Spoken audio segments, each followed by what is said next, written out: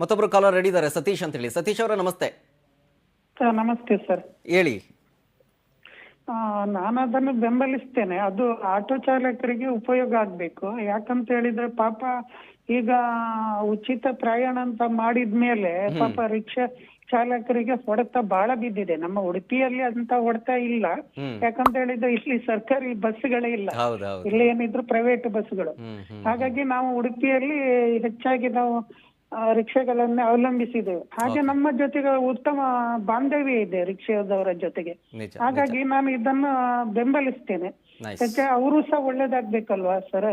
ಯಾಕಂತ ಹೇಳಿದ್ರೆ ಈ ಯಾವುದೇ ಯೋಜನೆಗಳಾಗ್ಲಿ ಸಾರ್ವಜನಿಕವಾಗಿ ಉಪಯೋಗ ಆಗ್ಬೇಕು. ಇದು ಏನಾಗುತ್ತೆ ಅಂತ ಹೇಳಿದ್ರೆ ಎಲ್ಲ ಒಂಥರ ಒಂದು ಓಲೈಕೆ ಮಾಡ್ಲಿಕ್ಕೆ ಹೋಗಿ ಇದೊಂದು ಹೊಡೆತ ಬೀಳ್ತಾ ಇದೆ ಅಂತೇಳಿ ನನ್ನ ಅನಿಸಿಕೆ. Nice nice nice. Yes, thank you Satish ಅವರೇ.